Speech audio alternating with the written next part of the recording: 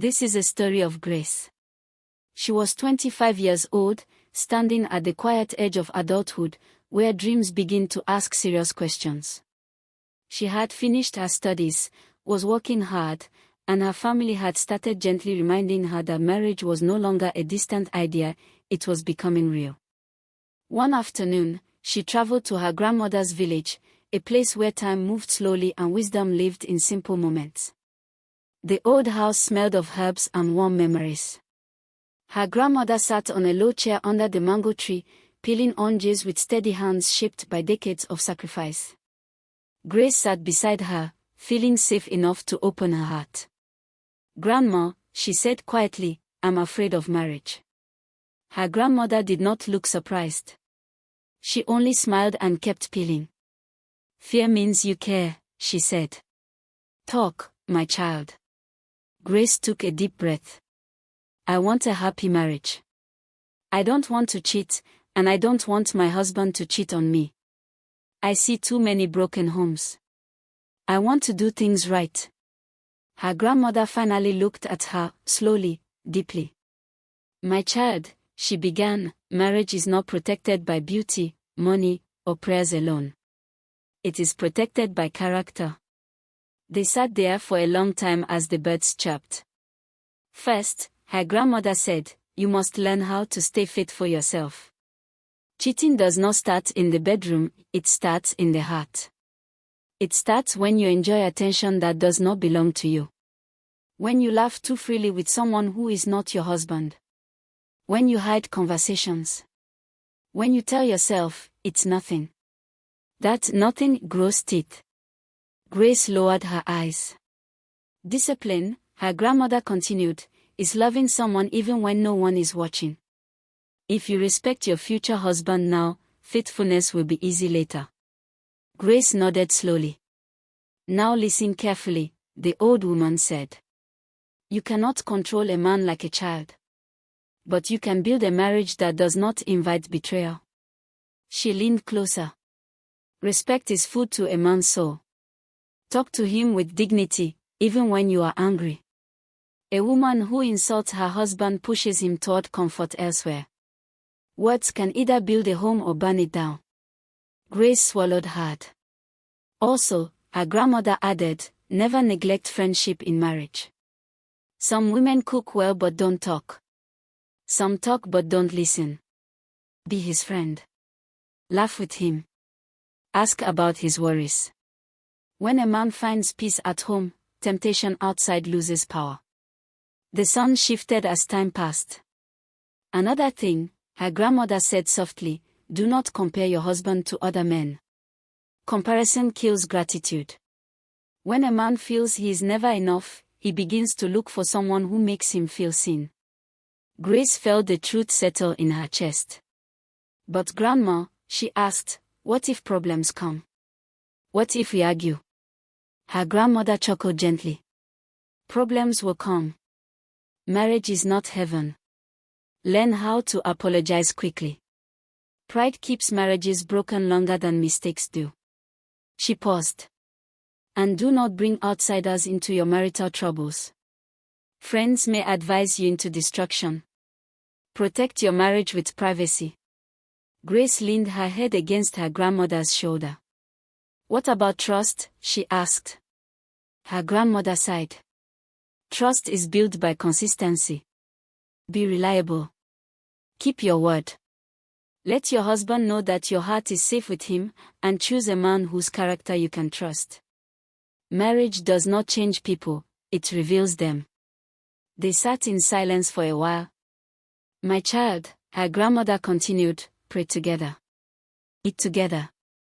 Sleep without anger. Forgive often. Love is not just a feeling, it is a daily decision." As evening approached, her grandmother held Grace's hands.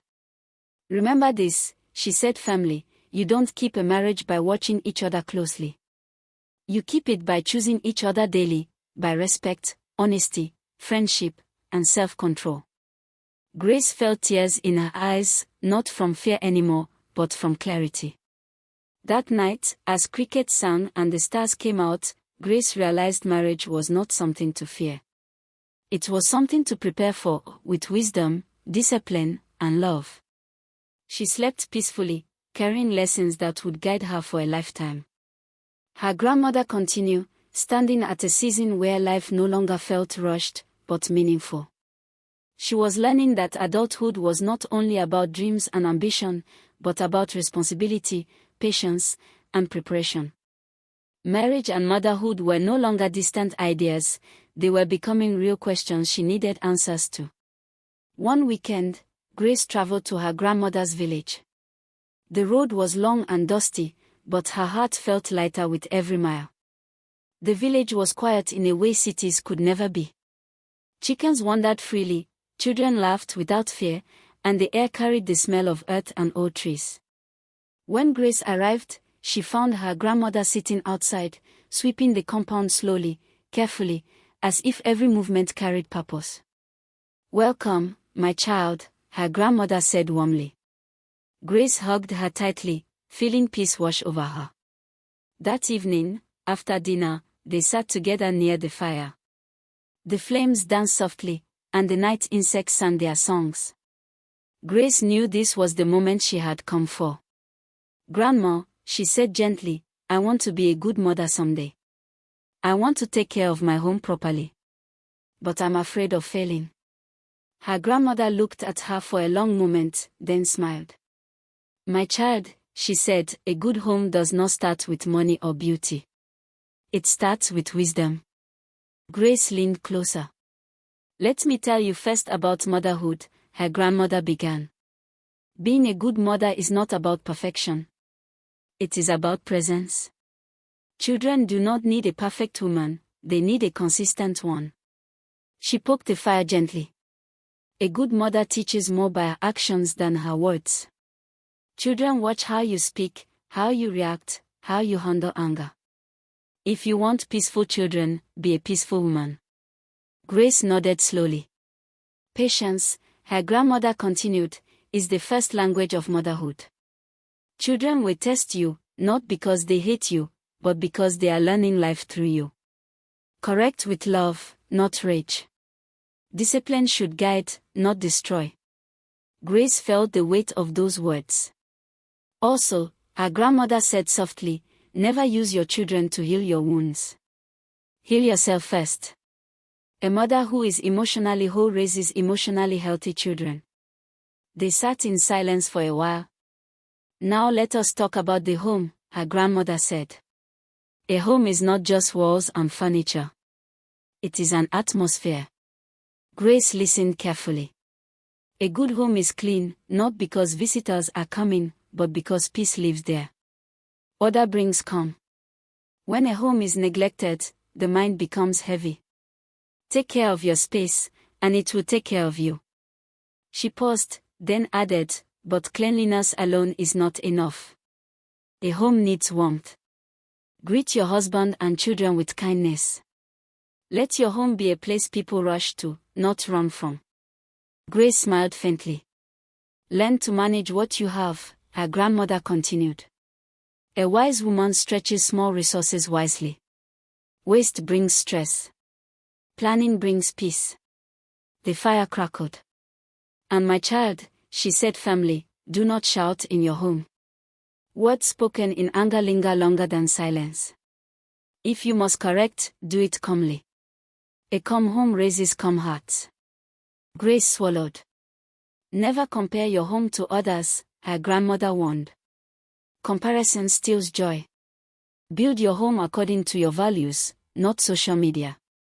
Grace felt that truth deeply. As a mother, her grandmother went on, "Teach your children respect early.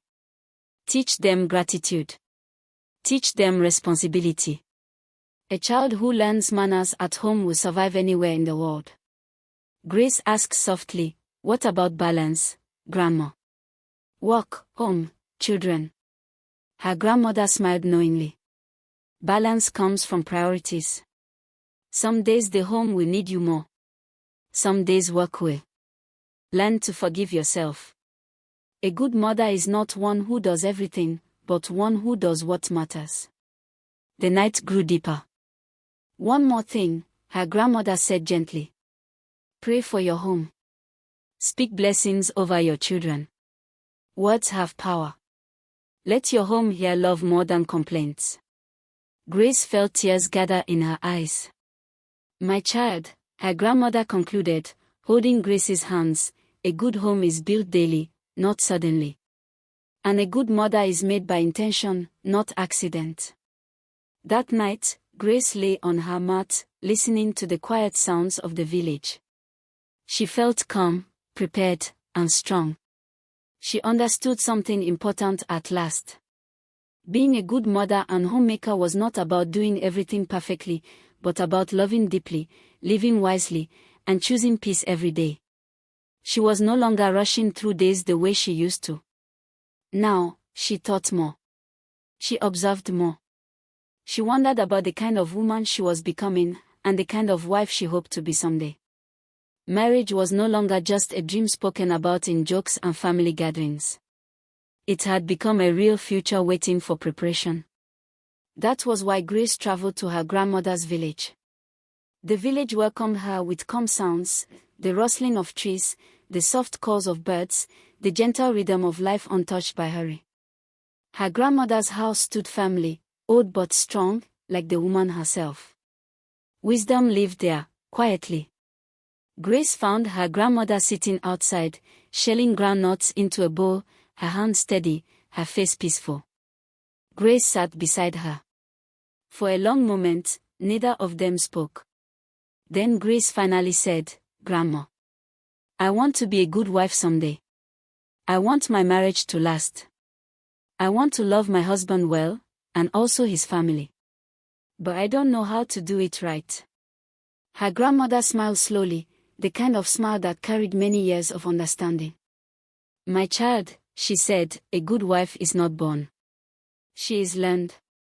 Grace leaned closer. "Let me tell you first about being a good wife," her grandmother began. "Marriage is not about winning arguments. It is about building peace." She paused. "A good wife respects her husband, not because he is perfect, but because respect gives strength to love. Speak to him with honor, even when you disagree. A man listens more to respect than to shouting." Grace nodded. "Love your husband with patience," her grandmother continued. "Some days he will be strong. Some days he will be quiet. Do not measure his love only by words. Men often love through responsibility, not poetry." Grace smiled softly. "Never compete with your husband," her grandmother said firmly. "Marriage is partnership, not rivalry. When you lift him up, you lift yourself." They sat quietly as the wind passed through the trees. "Now listen carefully," her grandmother said. "A good wife learns how to communicate. Silence used wrongly builds distance. Words spoken wisely build closeness. Talk, but also listen." Grace took a deep breath. "Forgiveness," her grandmother added, "is one of the strongest tools in marriage. Do not keep records of wrongs. Pride makes love heavy." The sun slowly moved across the sky. "Now let us talk about loving your husband's family," her grandmother said, adjusting her wrapper. Grace straightened, knowing this was important. "My child," her grandmother said gently, "when you marry a man, you marry his people too. Do not see them as enemies. See them as extensions of his life." Grace listened carefully. "Respect his parents," her grandmother continued. "Even if they are difficult, respond with wisdom, not rebellion. Your respect for them brings peace into your home." Grace nodded. "Do not compete with his mother," her grandmother warned softly. "There is room for love without rivalry. You are his wife, not his mother. Each place has its honor." Grace felt the truth of that. "Be kind to his siblings," her grandmother said. "Greet them warmly. Speak well of them.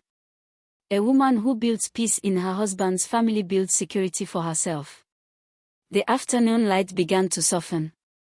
"Never report your husband to his family in anger," her grandmother advised.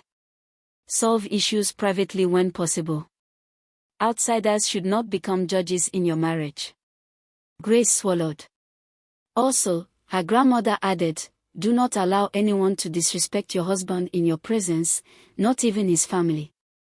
Protect his dignity, and he will protect yours. Grace felt her heart steady. A wise wife, her grandmother continued, is patient. She understands that love grows with time. She does not rush trust or force change. She leads with example. As evening approached, they moved inside. The lamp glowed softly. One more thing, my child, her grandmother said quietly. Pray for your husband. Speak good words about him. Even when he is not present. Words shape reality. Grace felt tears rise, not from fear, but from understanding. A good wife, her grandmother concluded, holding Grace's hands, loves with wisdom, respects with consistency, and builds peace with intention. And a woman who honors her husband's family honors her own future. That night, as Grace lay down to sleep, she felt calm. She realized marriage was not something to enter blindly. It was something to prepare for, with patience, humility, love, and wisdom. And with her grandmother's words resting gently in her heart. She had dreams, hopes, and ambitions, but she was also learning that love was not only about emotions, it was about effort, support, and partnership. Marriage had become a serious thought in her mind. One quiet week, Grace traveled to her grandmother's village. She needed clarity. She needed wisdom that came from lived experience, not opinions. The village welcomed her gently. The air was calm, the trees stood tall, and the old house felt like it was holding generations of lessons within its walls. Grace found her grandmother sitting outside, counting beans into small piles, her movements slow but purposeful. Grace sat beside her. They stayed quiet for a while. Then Grace spoke. Grandma, I want to know how to be useful in my family. I want to support my husband financially one day, but I don't want pride or money to destroy peace. Her grandmother looked at her with deep understanding. My child, she said softly, a strong family is built when both hands are working, not when one hand carries everything. Grace leaned closer. Let me start by telling you this, her grandmother continued. Contribution is not competition. Marriage is partnership. She paused. A good wife does not sit idle waiting for provision, and she does not insult her husband by acting like she doesn't need him. Balance is wisdom. Grace nodded slowly. Financial support, her grandmother said, does not always mean earning more money. Sometimes it means managing money wisely. Waste breaks families faster than poverty. Grace listened carefully. Learn how to plan, her grandmother continued. Know what comes in and what goes out. A woman who understands money protects her home from unnecessary stress. They sat quietly as the sun moved. My child, her grandmother added, do not wait for marriage before learning skills. A woman who can contribute brings confidence into her home. Skill is security. Grace felt encouraged. But listen carefully, her grandmother warned gently. Never use money to challenge your husband's authority. Support him, don't compete with him. Money should build respect, not pride. Grace swallowed. If you earn, her grandmother continued, share with wisdom. Do not keep secrets with money. Financial secrecy creates emotional distance. Grace nodded. Also, her grandmother said, encourage your husband during hard times. Some seasons will be heavy. Some days he may earn less. That is when your support matters most, not your complaints. Grace felt the weight of those words. Contribution also means emotional support, her grandmother said. A man who feels supported at home fights harder outside. Speak hope into his life. The afternoon light softened. Do not shame your husband in front of others because of money, her grandmother warned.